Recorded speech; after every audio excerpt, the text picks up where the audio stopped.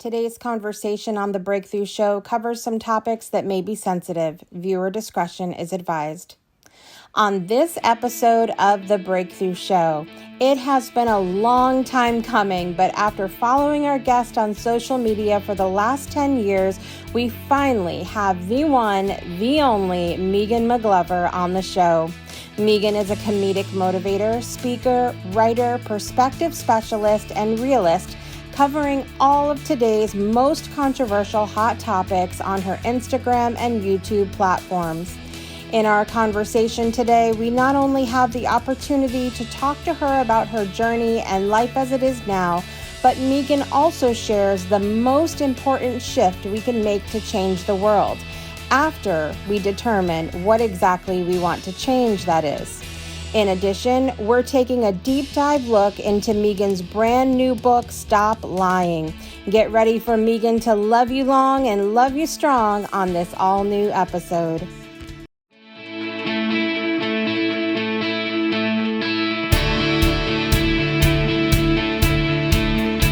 Life gives us moments when we have the opportunity to make a choice, and what we choose has the potential to change our lives forever.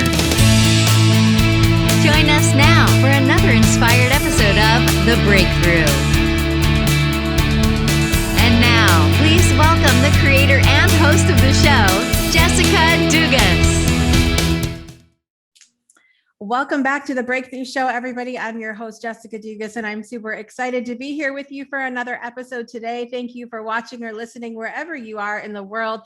You guys, this conversation today has been a long time coming, and I'm so excited. I started watching our guest today's weather reports on WMLM, reporting live from Atlanta in 2011.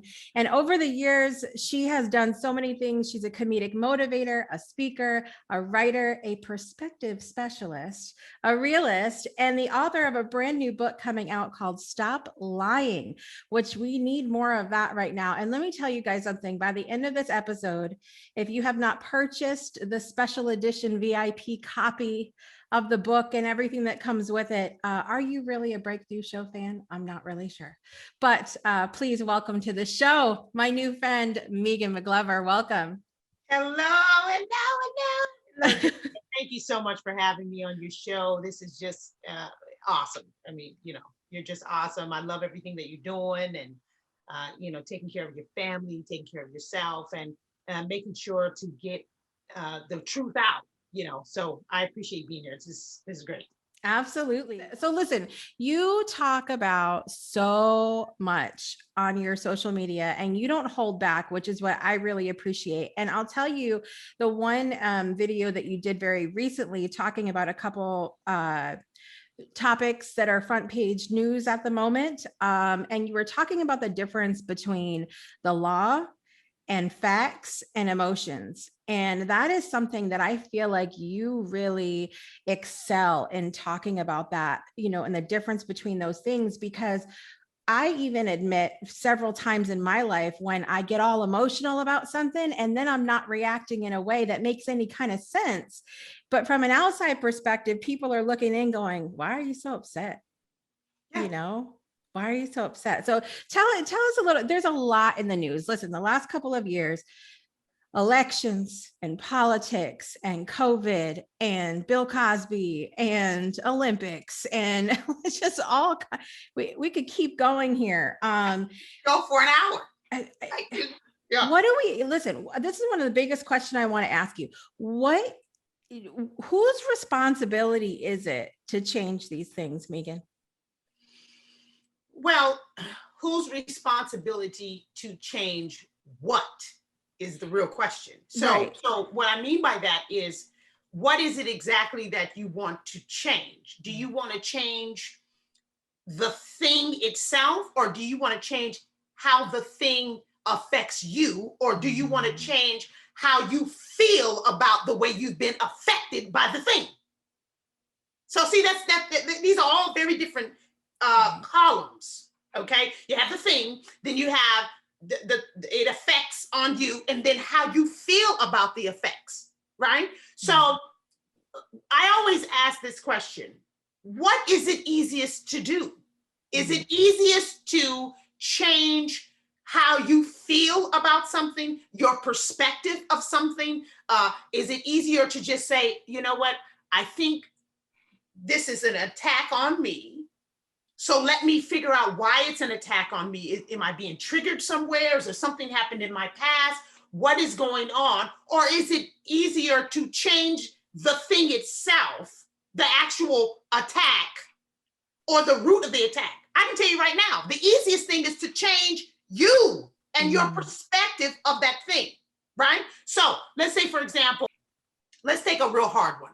Let's talk about rape. Okay, rape is very, very hard, very difficult, and very complicated. Okay, so let's say a person has been raped. So you have a society where they talk about women and they're stupid and they're naive and men are dominant and men are raping women all the time and this is a man's world and all this other stuff. Okay, then you have the effect on you, which is this is offensive. This is absolutely ridiculous. I hate this world. I hate this country because they promote rape and they promote men in power and blah, blah, blah. And then you have you, which is I've been raped. This is my history. And I've never gone to therapy about it. I've never fixed it. I've never tried to figure out what it really means to be raped, how it spills into all the avenues of my life. I've never figured this thing out. It's much easier to go to therapy and come to an understanding of the rape and how it is affecting you and what you can do to heal from that experience than it is to go up against the big bully of America or society or whatever, and then take offense every time some man or some whatever, a system or whatever comes against women that have been raped. You see what I'm saying? Right. So that's what I try to get people to understand.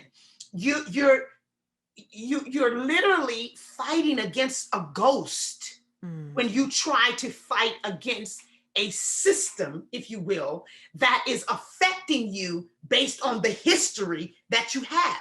Right. Do you see what I'm saying? Right. So it is really important for you to identify, well, what is the problem? How is it affecting me? And do I have any triggers? Do I have triggers? Because if I have some triggers, then I can go ahead and deal with those triggers because that will be much easier. Then I can go back to the actual thing and look at it and say, this is how we're going to fix the problem. This is how we're going to fix this big conglomerate and say, okay, so we got to get some policies and procedures in place because you should not be able to do this. We need to start changing some of these laws because you should not be able to do this. Then you can do it from a place of sensibility. But if you come over here and you have all these triggers, you're too emotional to make sense. Right. Right. Which then makes you look more like a naive woman who can't get herself together. You see what I'm saying? It just goes right back to the same shit. Right.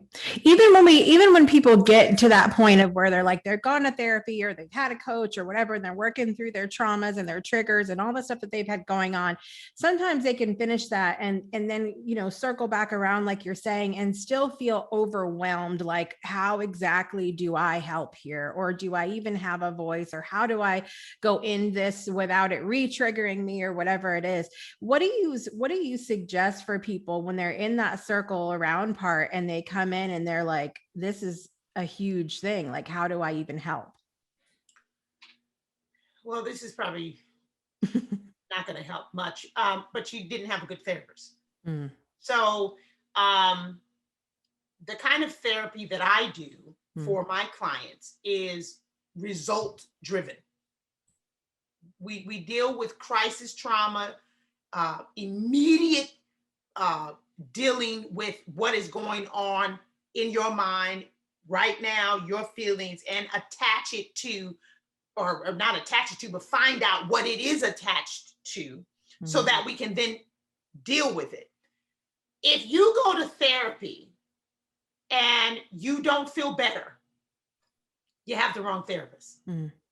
I mean, that's just what it is. If you go to counseling and you don't feel better, you have the wrong counselor. Because counseling, so a lot of my clients, I'd say 99.9% of my clients will say, damn, Megan, you got to tell it to me like that. You got to, geez, damn, there's some truth right there, blah, blah, blah. But they feel better because let's go ahead and call a thing a thing. Like Iyanla Vanzant says, call a thing a thing. Let's go ahead and talk the truth, because once we talk about the truth, and that's what I talk about so much in my book, I talk about if you just deal with it, you can begin the healing. But if you keep covering up lies on top of lies on top of lies, and this and the other, then we got to keep going through this, and then we're digging ourselves into a deeper, deeper, deeper hole. It is much better for you to go to the doctor or whatever, take the bandage off, they scrape it and get all the gook out, pour alcohol and peroxide in it, and begin the healing. And it's going to burn like hell. It's going to hurt. It's going to burn. It's going to be like, oh, Jesus, why did I come over here? This is some bullshit. Right. But you begin the healing. It's much better to do that than to keep the bandage on. And then you hide it in the dark. You put your pants on. You put your clothes on. You go to sleep. You take a shower. You do all this other stuff. You got a bandage, bandage, bandage. Now you have gangrene, huh? So instead of going to the doctor, getting it scraped out, going through that pain, getting the alcohol and peroxide poured in, and then letting it air out, letting it be seen, letting it just like, yo, this is what it is. Instead of doing that, you say, oh, I'm going to cover it up. I'm going to cover it up. I'm going to hide it. I don't want to deal with it. I'm going to put clothes on top of it. I'm going to put makeup on top of it. I'm going to do all this stuff. Now you ain't got a leg. Yeah. Now we have to cut your whole leg off. Right. That you're not going to get back, by the way. Right? So therapy is supposed to bring you to a place of courage, of self-worth, self-belief, self-honor, and self-preservation, so that you can say, I've had enough. This is what it is. And I love myself enough to know that I can withstand. If I withstood that bullshit, I can definitely withstand the healing. If I went through the rape and the molestation and the discrimination and the domestic abuse and the this and that and the other and being homeless and all this other stuff, I can definitely withstand the healing. The healing, well, the healing that's easy compared to the shit. Yeah. Being abused by your parents for the first 15 years of your life. Well, now you're going to go through therapy for 6 months. 6 months out of 15. 14 and a half years compared to 6 months, you see. So you've got to make sure that you're getting a good therapist, a good counselor, and that it is resonating with you so that you feel empowered. Because the power to heal is within you. All I do is remind you. Right. I just come in and say, no, you can do it. We're going to do it together. Yeah. You can do it. You will do it. And let's get it done right now. You ready? Let's go. Whenever my clients hear me say, you ready? They know. They know it's about to be a little sticky.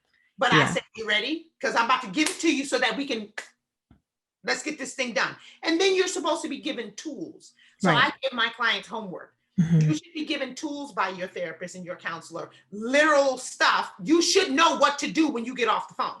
Right. Do this, do that, just like this. Do it just like that.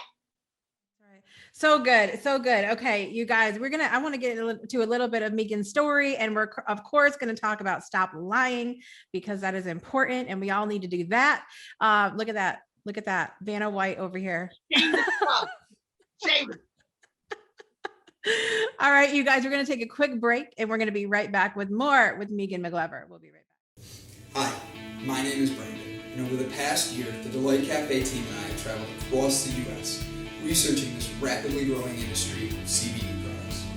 What we have found throughout the industry were products that were inconsistent in dosage and used ingredients that weren't even lab tested. Products with chalky textures, bitter aftertaste, and worst of all, confusion among the CBD consumers. That's why we created Delight Cafe. A 15 milligram lab-tested, all-natural, water-soluble hemp CBD powder pack. It's odorless, colorless, and tasteless. Add it to your favorite drink of choice, wherever, whenever, on the go. Quickly find your calm, your balance, and your delight when you need it most.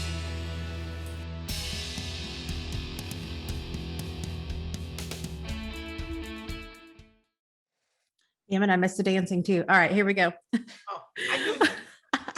Welcome back to the Breakthrough Show, everybody. You can see here we're back with Megan McGlover, who promised to come on and do some dancing for us.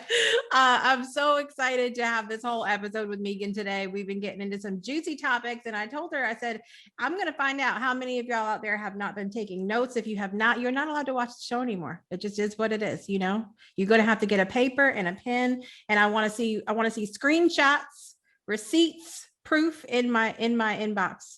Very important. I am very excited to have Megan here today. Look at that. She got paper. She is prepared over here. So you should be receipts. Yes. All right. I mentioned in the last clip that I found Megan back in 2011 talking about the way it was snowing in Atlanta, Georgia. And it cracked me up. It cracked because she was like, they say it's getting warmer. It is not. She was showing the snow on the ground. It was not getting warmer. They were lying. And I bet that's where this book came from too. But I want to hear a little bit about your journey. We talked a little bit about the childhood and, you know, being the troublemaker in school, but saying your piece and everything then, but how have things, since I first saw you in 2011 and you were doing those weather reports, give us some updates of what's been going on since then. Like how did everything, because it seems like everything blew up well after the weather. And now you're talking about all this other stuff that is way outside the weather. So how did all that happen?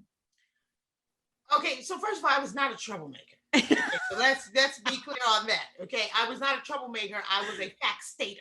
Okay, that's right. And so people don't like it. If it causes trouble, well, there's trouble. There's trouble. My bad. I will take that back. There's trouble, but I didn't cause the trouble. Okay, that's the first thing. Now, okay. So thank you so much for supporting me for so long. By the way, it's just amazing how many people still remember those videos and are like, oh my God, I love you long, love you strong. I love you long, love you strong. Yeah, don't be stupid and all. Like they know the slogan, and I'm like, damn, I probably should have kept doing that because I had so many people that were supporting me with that. So this is how it happened. So I'm born and raised in Southern California. Went to private school my whole life.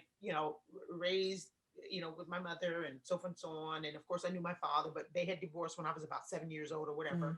And just very, very strict, raised very, very strict. And I had lived a couple of different places, but really I was living in California. Mm. So I was like, you know what? I'm tired of California. I'm tired of the traffic. I'm tired of this and the other. And I want to move. So I moved to Atlanta. I moved to Atlanta around October 2010. And by, I don't know, maybe December or something, it's snowing all this crap. And I'm like, yo, what? Isn't this a South? This ain't New York. Like, what's going on?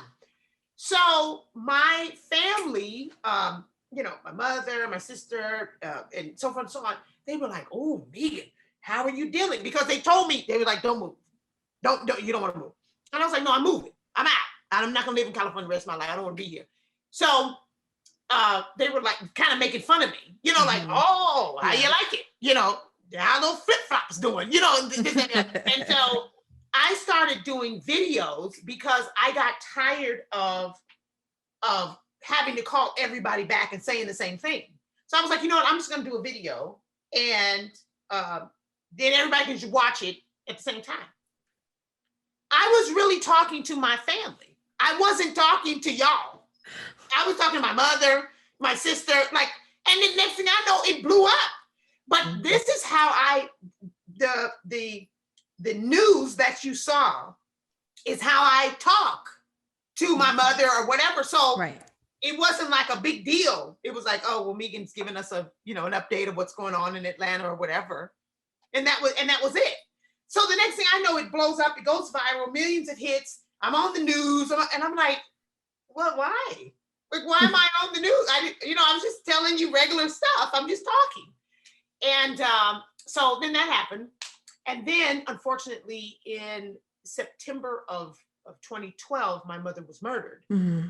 And then I just said, I don't want to do this anymore. She was my number one fan. So I was just like, you know what? I'll never hear my mother's laughter again. I don't want to do it. So then I stopped doing all videos for, I don't know, maybe 2 years or something like that. Yeah. And I tried to get back into the weather reports or whatever, but it wasn't the same. I had moved back to California because I had to take care of, my mother's affairs and stuff like that and all this other stuff. And so I moved back and I got into a relationship that I wasn't a fan of. I got into that relationship in 2011. And it fizzled out, and it was just a lot of drama. And then I gotten fibroids, and I had a procedure done for that. I didn't do surgery, but I found out about this other procedure where they go in through your groin and they do the immobilization laser. And I'm a really, really a big advocate of that. Anybody that has fibroids, please look into immobilization. It's very, very good. And then I had that in 2014, and then I was just doing all these different things. I had a food business at one point. Then I was working as a personal trainer at one point. And then I was, just doing all this stuff, trying to get myself together. And then I started doing consulting for hospitals. And so I started doing that. And then I just started traveling all over. I was just all over. I was in Philadelphia. I was in Baltimore. I was in Texas. I was in Utah. I was in just all over, Oklahoma. I was just traveling. I would be gone for months at a time. I really enjoyed it because I like different people. I like people. Yeah. And I love different cultures.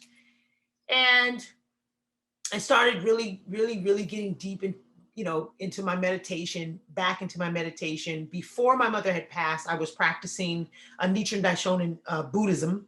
Wow. And so, I was doing that and going to church. I like to mix everything. So I was going to church and doing Buddhism and, whatever. And so then I got into African religiosity and ideology and whatever, just studying different stuff. I like to study all kinds of things.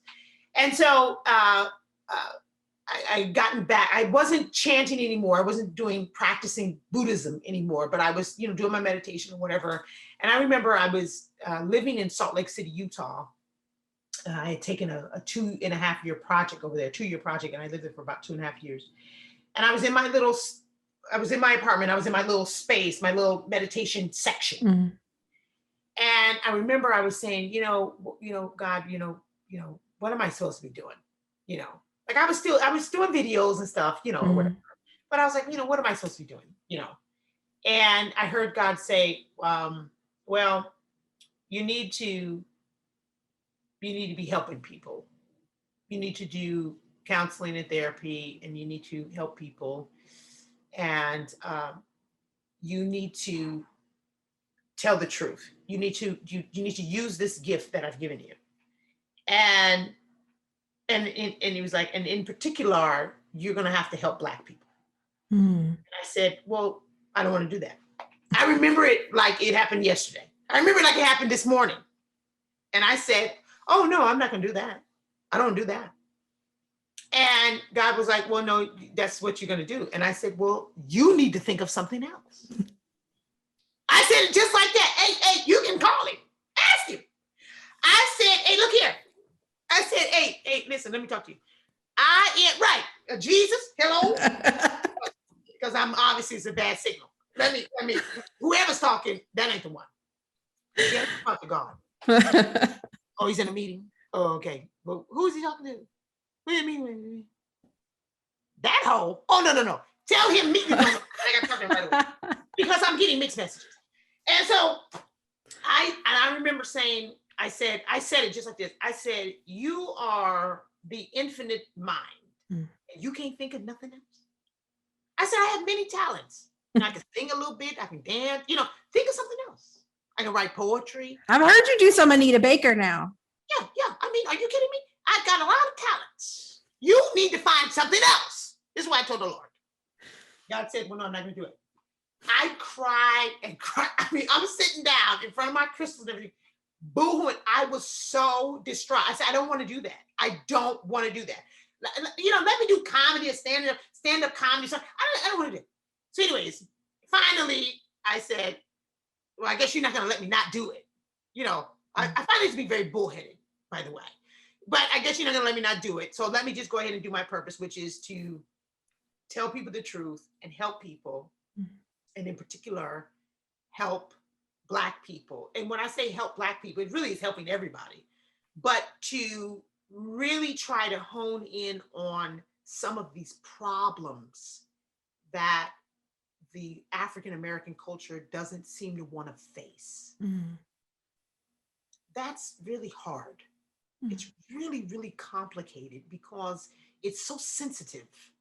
And I knew that was going to be, that was just going to be really tumultuous. And I didn't want to do it. So I said, okay, well, whatever. So anyways, so then I moved to Chicago, and I was only here for about 6 months. Like one of the greatest 6 months of my life. I was salsa dancing almost every night. There's a huge Puerto Rican and Cuban community in Chicago. And I was salsa dancing. I went to live concerts and everything. It was great. And then, they had the good food and everything, and it was fantastic. And then I had met Danny around that time. And so we had fallen in love, and it was just absolutely great. And then, like an idiot, I took a consulting job in Jacksonville, Florida. Then I met the devil and recognized I was in the devil's asshole in Jacksonville, Florida. And it was like shit and doo-doo and feces because I was in the devil's ass. And so then I got out of there. I talk about it in my podcast. It's called The Move, part 1, 2, 3, and 4. And then finally, after some of the worst period of my life was at 9 months. I thought when my mother died was the worst. And my mother was murdered while I was on the phone with her. Yeah. Being in Jacksonville was worse than that, if you can believe that. Some of the stuff I went through while I was in Jacksonville, I can't even like rehash. It's almost like it was a dream. It was craziness. So anyways, make a long story short, we moved, finally able to buy a house, and after 9 months, and moved back to Chicago. And so I'm here in Chicago now dealing with not good cognitive understanding in the community of Chicago. But Chicago as a whole is still amazing, but you just now are dealing with some of that stuff. Right. And in the meantime, I've written my book and finishing my dissertation for my PhD in the philosophy of social psychology. I'm super excited about that, and just living and planning a wedding with Danny, and got Belle and Badu, and Danny wants to have kids, and I'm like, well, we already have some. Yeah. Why you want more kids? And she's like, human kids, and I'm like, well, Belle and Badu are as human as you're gonna. I mean, they're human enough. Megan, you know how many kids we got over here? You got kids over there? Well, yeah. You want to guess how many kids I have? You're sitting down and be all right.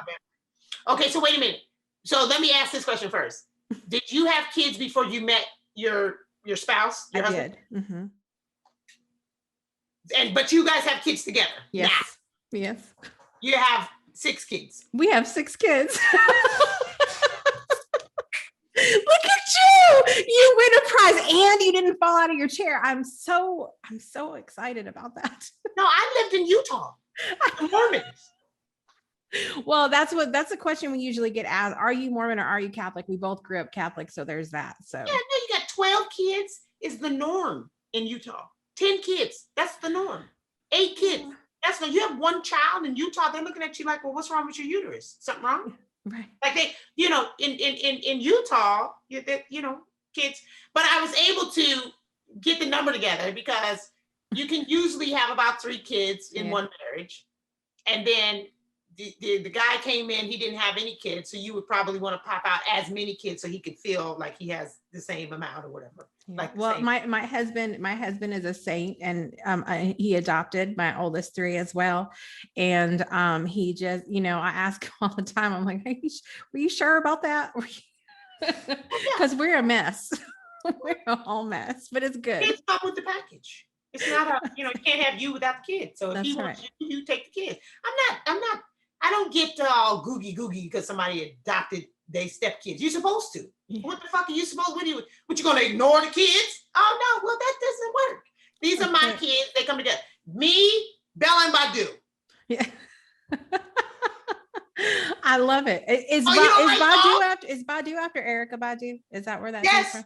I love some Erykah Badu now. So Bella's name is Bella Rose, Bella Rose McGlover, right? And then Badu's name is Badu Liv McGlover. Love and it. the Liv, so Badu comes from Erykah Badu. And the Liv comes from Olivia Pope, because at the time that I got Badu, I was enthralled in Scandal. And so I named her Badu Liv after Olivia Pope, because that was her nickname on the show, Liv. Right? Yeah. That's Liv. I love it. I love it. So you guys are settling down. You know, we're having conversation. Are we doing dogs or are we doing other things here? No, we have to have at least one human child. So, because I said I'll do it, but they got to get this world together. Like, ain't nobody trying to be bringing kids, because if you start talking to my kids crazy and stuff like that, then I'm be in jail, and I can't go to jail because I'm claustrophobic. So we got to figure things out, or I'm gonna have to move to another, like a little small hut somewhere. I don't want to discuss a lot of things as it pertains to my children. Like, I just leave me alone. Like, if I say no to this vaccine, then just leave me. Just leave it. It's my kid. I don't want you telling me this is the government. My child is government property. I can't have that. You know, I can't handle that. So, you know, Danny and I, we're discussing it because we're trying to figure out how we can have kids without anybody knowing that the kids exist. I can't. Listen, that is a whole thing I made when we were trying to figure out where to move, because we are a very holistic family. I've been homeschooling since before it was the COVID popular thing to do. And we choose things very holistically, medically, and all of that speaking. And I made a spreadsheet. Every state, every Canadian province, the laws of different places when it came to homeschooling, medical exemptions, all of this other stuff. And it is color coded. So I'm happy to share that with you, Megan. Please email that to me straight away. Because we're actually considering moving down to Florida, strongly considering, and maybe renting our house out here or whatever, and moving down to Florida, because I have to have my rights. Right. I have to have them. I don't want to discuss it. It's not up for discussion. I don't want to talk to you about it. I have to have my rights. Right. I cannot. Some of these things are just, they're starting to get preposterous, and I can't. I don't defend the truth. I don't want to talk to you about it. This is what it is, Ho. If I decide to homeschool my kid, if I decide that I don't want to give my kid the MMR and the MVI and the HVC and the VHS and this and the other and the CDs and all that, I don't want to. And I don't want to fucking discuss it. And you're not going to tell me what I should and did not do. And if I can't do my kid like I do Bella and Badu, then I'm screwed, because I'm a good mom to the dogs. So if I can do the same thing, if I can do the same thing with my human children, I can do it now, then I'm good. I'm good to go. I got a 13-year-old dog over here. Okay, she looks like she's 5. So I'm doing something right. That's and I'm not going to have people telling me what I should and should not do, putting chips in my kids. It's that's one of the hardest things that I've had to deal with as being a mom, is dealing with all of this shit that comes from the outside. Like, you're supposed to be doing this and you have to do this, and you're a bad mom if you do this, and you're not a bad mom if you do this, but you're a bad mom if you do that. And it's a lot. And that has caused more anxiety in my oldest is 20 now. Yeah, than just raising a kid.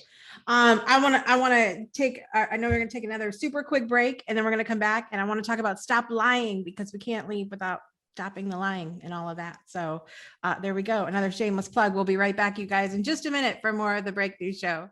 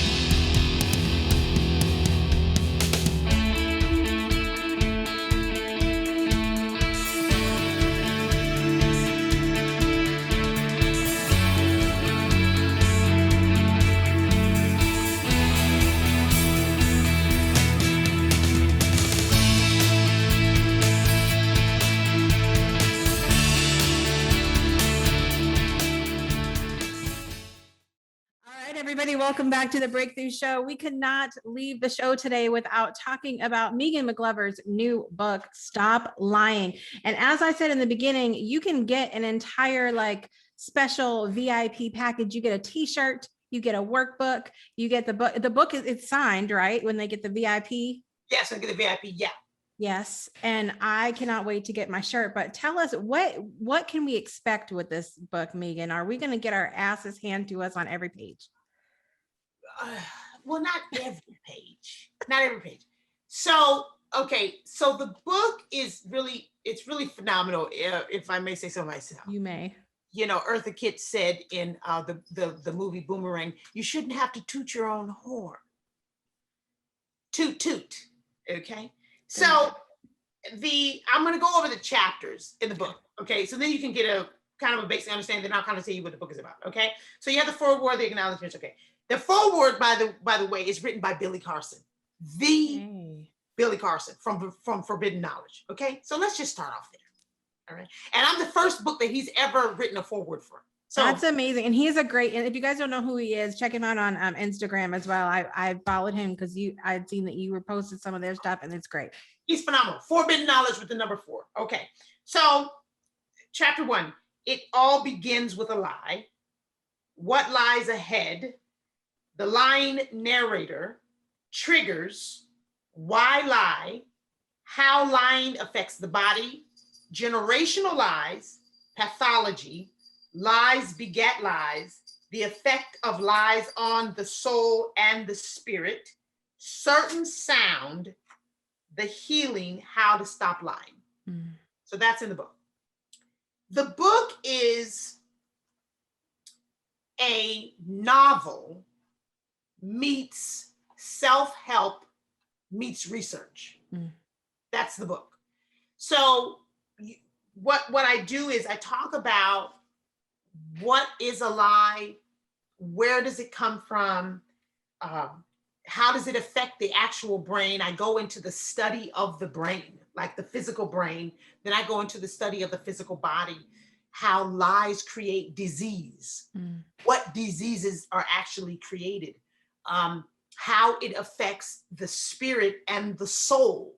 There's a difference between the spirit and the soul. The soul is the housing of the spirit. So if the soul body is all fucked up, then the spirit is not going to be able to do its best work because the soul, the container that is holding the spirit, cannot absorb and or give it a decent place to express. Mm-hmm. So I talk about that. I talk about the frequency and the hertz of the sound of a lie, the vibration and the energetic foundation of a lie. Wow. I talk about it goes really, really deep. Throughout it are these stories that begin at the beginning of the book, and the stories travel through the chapters so that you can see how this part of a lie has affected that story's brain, or that story's body, or that story's connection with the rest of their life, or how being lied to for so many years has affected Nicole, how being lied to for so many years has affected Michael, how you continue to tell lies, and how one lie has to be told to keep another lie going, and then keep another lie going, and how you can see how it's like affected these people in their stories. And then at the end of the book, I go back to those same stories and show how life would have been very, very different if those initial lies had never been told, or at least if those lies had been corrected and told, and the truth were told at some point in their life. It would not have ended up the way that it ended. So that's the book. It is something I am so proud of, because I want people to get a thorough understanding of what you're dealing with. You're not just dealing with a little white lie or a little fib or something like that. You're dealing with something that is really damaging your health, your mental capacity, it's damaging you emotionally, and it is really fucking up every relationship that you're having. The relationship you have with your husband, the relationship you have with your children, the relationship you have with the memories of your childhood and the memories of your mother and your father, the things that you're being triggered by people at the workplace, and you don't even really know why. Well, you're being triggered because you were lied to about your self-worth way back then. So now some bitch coworker says something to you at work, and you're like, wait a minute, hold up. You're not, and it's like, wait a minute. She's probably not even fit. But because what you hear is actually what somebody told you when you were a child, you're now attaching it. I talk about attribution, and you are attributing this with that.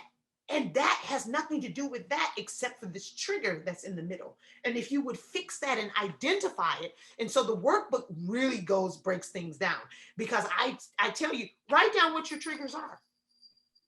Right? Where did this come from? What were the lies that you were told to when you were a child? What were the lies that you were told to, and what did you believe? Because people will say all day long, oh yeah, well, my mama told me that I would never amount to nothing. Did you believe it? Because some people didn't believe it. Right. Some people did. But they'll say, yeah, and I proved her wrong. Well, did you? Because you seem to be pretty angry. So you see what I'm saying? So that's what the book does. It makes you think. It makes you stop and think and go, oh shit, I didn't realize that being molested and not healing that made me feel like I would never really be loved because I was tainted. Or being molested and told you're nobody's ever going to love you has now affected me at the age of 45. And I still think that everybody's full of shit and people are just going to use me, and they're going to use me and leave me. You see how all that goes? Right. But you were lied to. That was a lie. Right. You never being worthy of love was a lie. That was a lie. But if you don't identify that, then you can go through your whole life, and now you're 45 years old and you're like, no, I don't trust people. Right. Nobody's going to love me. I don't feel worthy. I feel dirty. I have shame. I have guilt. Shame, guilt, unworthiness, that just flows into your whole life. That's everywhere. Right. From this one root. Right here. So that's what the book does. And it tells you a story of 3 people. And then I talk about some of my clients and stuff like that. Of course, I change the names. But I talk about different things so that you can get a real grasp about what I'm talking about. So you can identify and go, oh, shit. Yeah. Oh, I talk about lying when you're dating. Just some of the lies you tell, you just telling lies. You know, you go on a date with somebody, you know good and damn well you don't want to be in a monogamous relationship. But they tell you they want to be in a monogamous relationship. So you say, okay, I want to be in You're the only one for me, baby. But you know you don't want to be in a monogamous relationship. So why would you lie? That's a stupid lie. Yeah. Just say, I don't want to be in a monogamous relationship. So, you know, do you still want to date me or not or whatever? Like, what are we doing? And then you say, oh, well, no, I want to be in a monogamous one too. Oh, you're the only one for me. And then you get in a relationship with this person, and then now you're cheating because you never wanted to be in a monogamous relationship. So you're dating other people on the side, which is cheating because the other person doesn't know that. They haven't agreed to it. So now you're cheating. Now you got karma and all this other bullshit when you could have just said, yo, ho, I don't want to be, you ain't the only one. You ain't the only one. So I try to help people simplify that truth is much, much easier in the long run. It may sting a little bit at first. Right. In the long run, it's much, much easier to deal with because you can just say, well, this is what it is. You know, this is what it is. And if you don't like it, that's okay. Like, you know, either we can still date or not or whatever. When I first got in a relationship with Danny, well, when we were dating, I told her I don't want to be in a monogamous relationship. I think I'm going to date for the rest of my life. I don't think I'm ever going to be in a monogamous relationship again.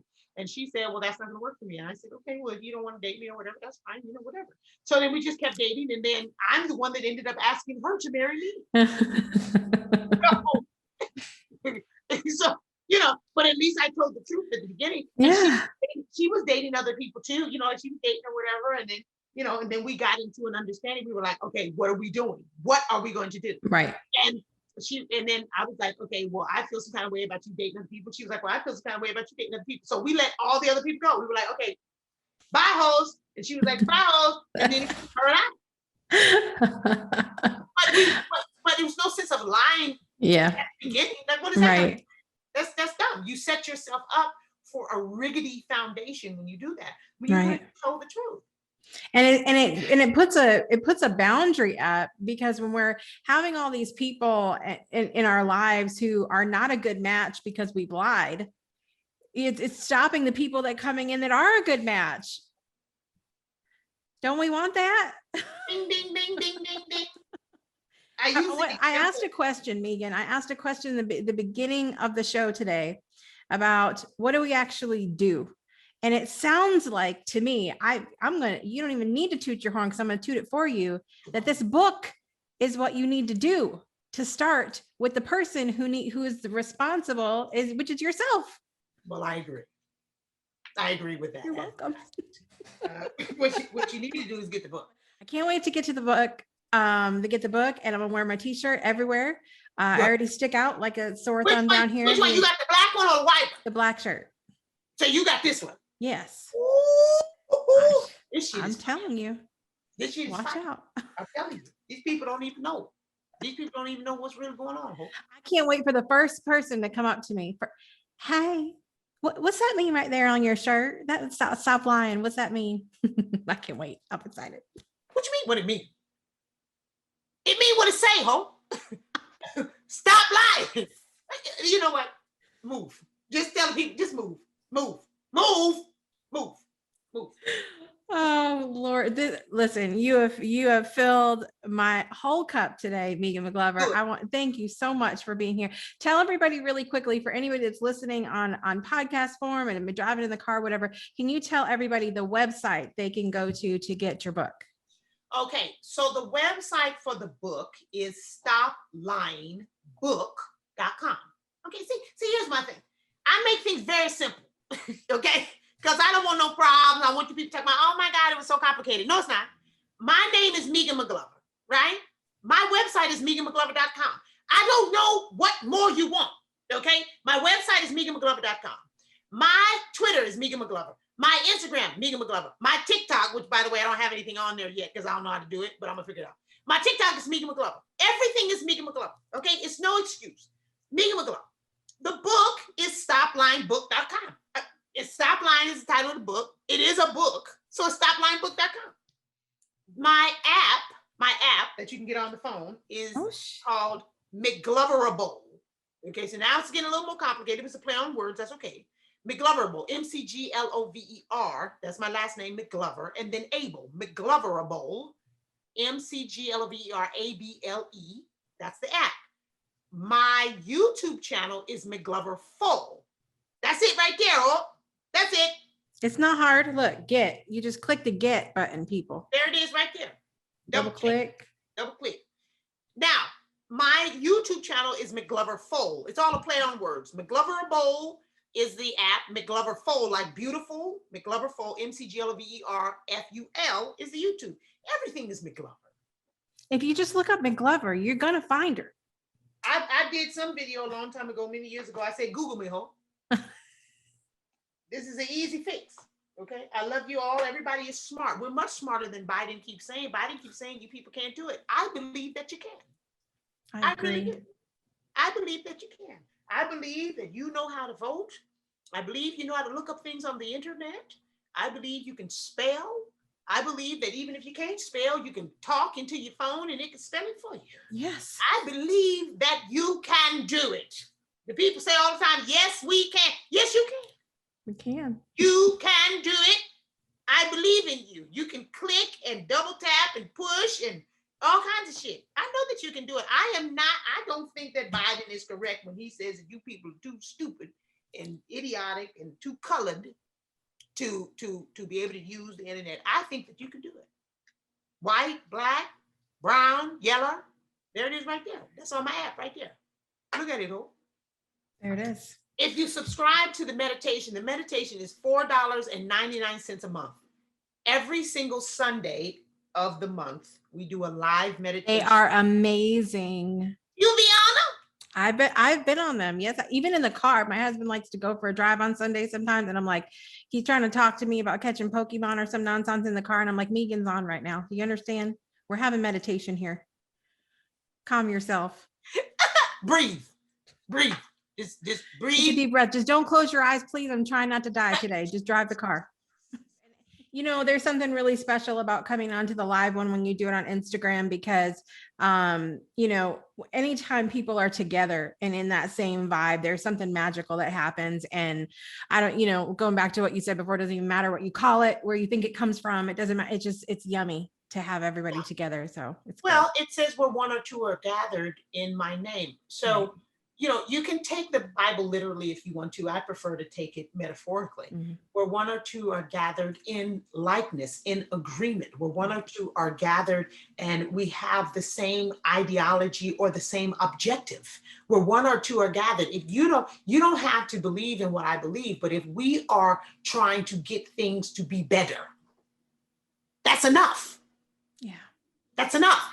We don't have to agree with everything as long as we have the same. See, that's the thing about namaste, right? So namaste means my goodness sees the goodness in you. I don't have to see you. I just see the spark or the goodness that is in you. And it is that with whom I am trying to commune.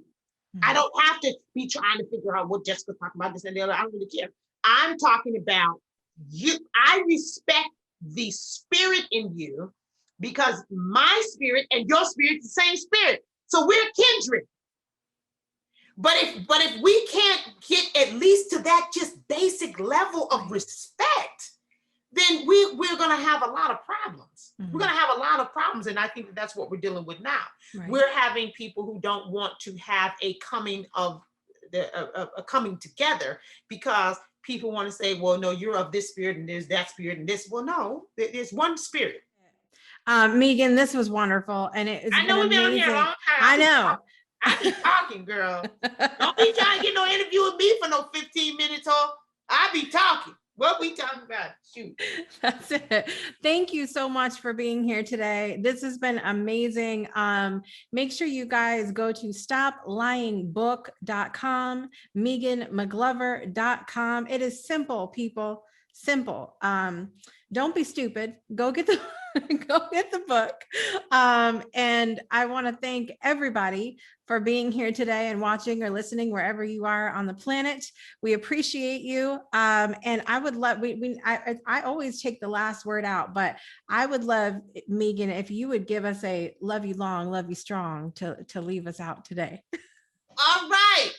This is Megan McGlover coming to you live from WMLM.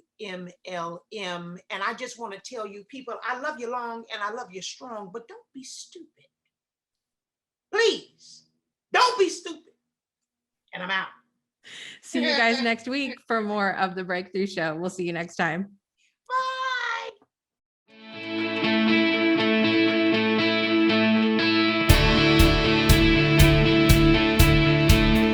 Thanks for tuning in to another episode of The Breakthrough. Please visit our website at www.thebreakthroughshow.com and be sure to join our